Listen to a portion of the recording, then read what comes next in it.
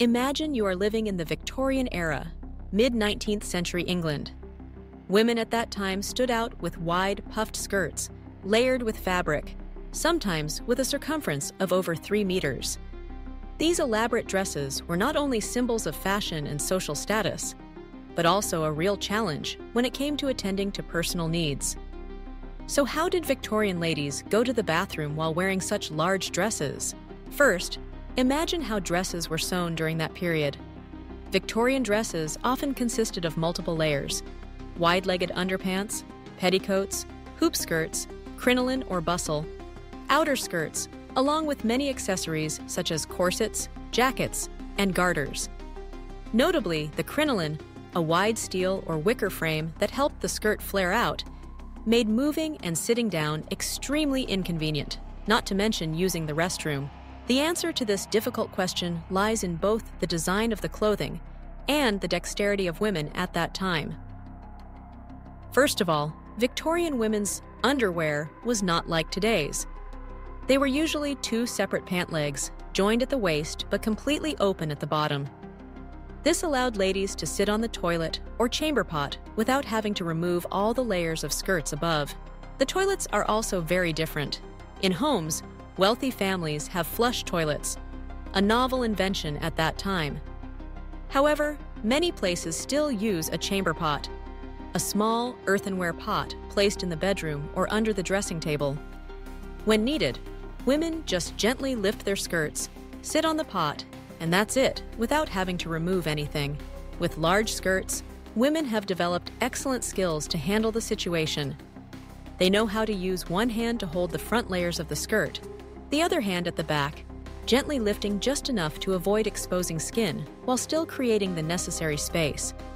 They also practice special sitting postures to avoid spilling chamber pots or getting the skirt dirty. Many women are even carefully taught this ritual by their mothers or older sisters when they reach adulthood. When going outside, things became more difficult. Public restrooms for women almost did not exist at the beginning of the Victorian era. It was only by the late 19th century that ladies' convenience, public restrooms for women, appeared in major cities like London. Before that, if absolutely necessary, women often used a portable urinal, a compact device made of ceramic, metal, or porcelain, called a urinette, or ladies' convenience. This device was specially designed to be used discreetly under wide skirts, even while riding in a carriage or in places without restrooms. In particular, those giant dresses become an advantage in these situations. The wider the dress, the easier it is to hide the use of a potty or personal hygiene tools. If skillful, women can handle everything without anyone around noticing, even in public places. It is also impossible not to mention the assistance from close maids.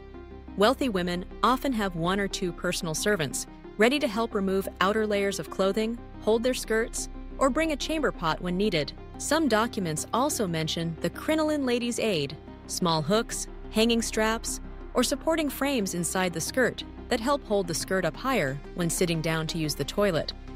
In fact, newspapers of that time even featured advertisements for easy-to-use skirts with special designs that helped women quickly and neatly manage without affecting the outer appearance. In addition, Victorian women also had unwritten rules about diet and lifestyle when going out. They often limited drinking a lot of water before major events, used the restroom before leaving the house, and tried not to stay out too long to avoid having to deal with inconvenient situations. Over time, along with the development of the sewer system, flush toilets, and improvements in clothing design, it became easier for women to use the restroom.